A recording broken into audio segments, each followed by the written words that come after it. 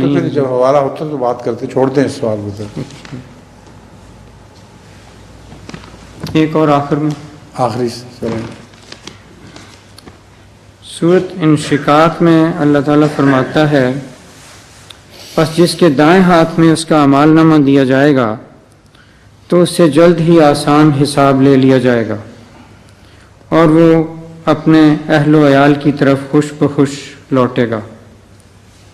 حضرت مسلم موعود رضی اللہ تعالیٰ فرماتے ہیں کہ چونکہ اس کو معلوم ہو جائے گا کہ وہ جنتی ہے، اس لیے وہ اپنے اہل و عیال کو خوشخبری دینے کے لیے ان کی طرف جائے گا اور ان کو یہ خوشخبری سنائے گا۔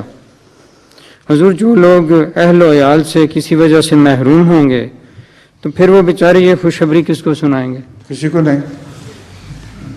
یہ تو موقع محل کی بات ہے، اتنی عقل تو کرنی چاہیے کہ اہل و عیال جن کے ہوں گے وہ سنائیں گے، جن کی کوئی نہیں ان کی روحانی اولاد جو ہوگی اس کو سنا دیں گے۔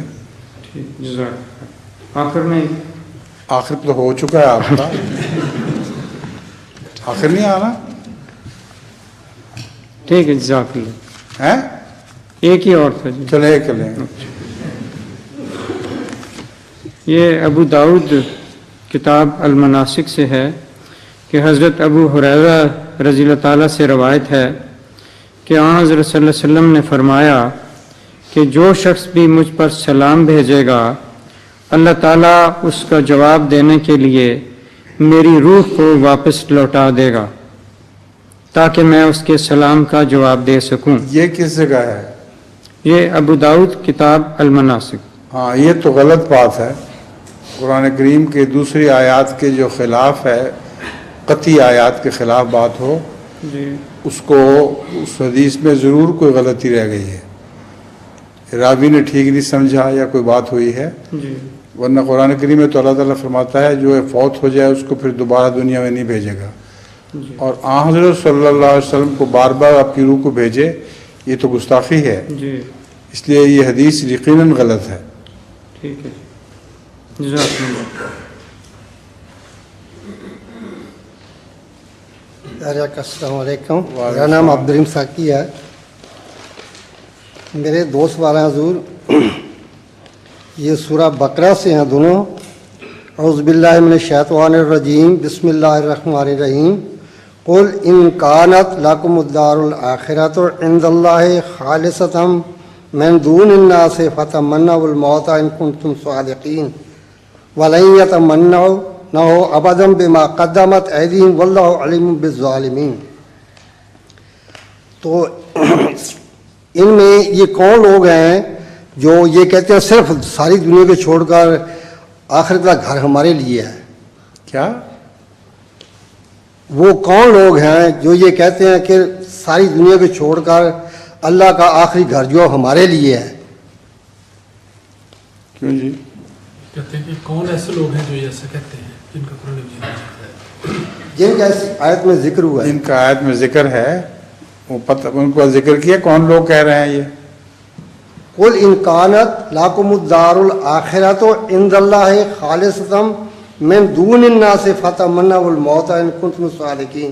یہ تو یہ ہے جو لوگ یہ اقرار یہ کہتے ہیں، دعویٰ کرتے ہیں کہ اللہ ہمارا ہے، جی اگر اللہ ان کا ہے تو ان کو پھر سزا نہیں دے گا، جی اس لیے یہ فرمایا ہے کہ اگر تم سچے ہو کہ واقعی تمہارا اللہ ہے تو پھر موت کی تمنا کر کے بتاؤ۔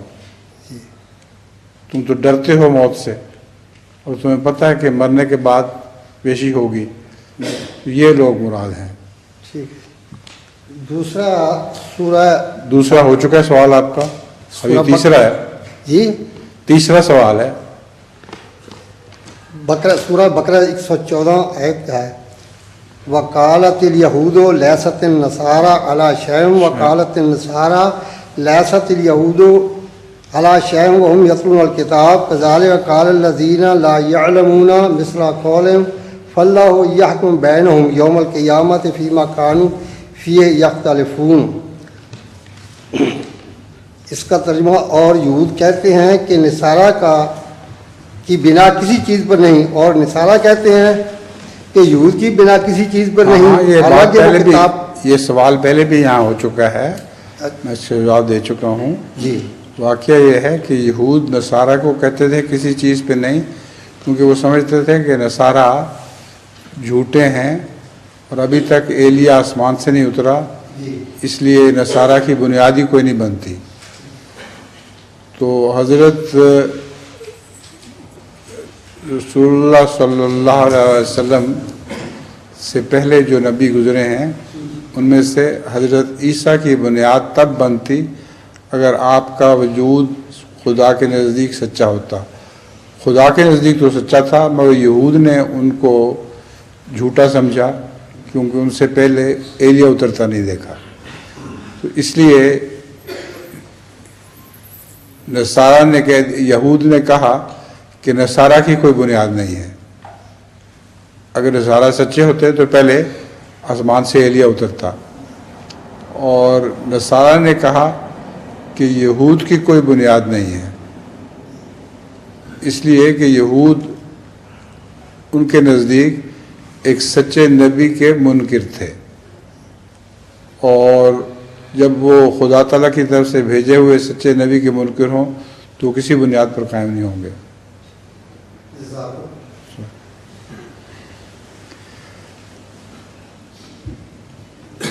ہیں ناصر صاحب کا بیٹا، کیا نام ہے تمہارا؟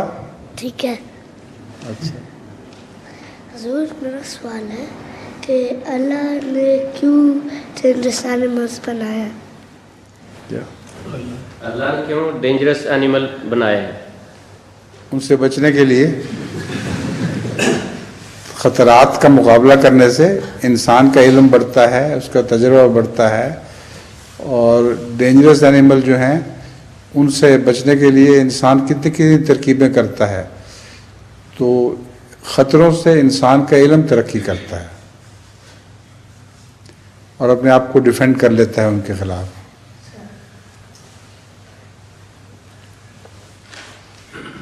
حضور السلام علیکم. وعلیکم السلام ورحمۃ اللہ. دو سوال ہیں میرے. پہلا یہ ہے، پاکستان کے موجودہ حالات کی روشنی میں یہ سوال زیر بحث آیا ہوا ہے کہ کیا مذہب اور سیاست کو اکٹھا رکھنا چاہیے یا الگ الگ کر دینا چاہیے؟ حضور اس بارے میں رہنمائی فرمائیں. مذہب اور سیاست الگ الگ ہونی چاہیے. سیاست تو جھوٹ ہے صرف، اور مذہب کے ساتھ سیاست کا جوڑ کوئی نہیں ہے، اس لیے الگ ہی رہنے چاہیے.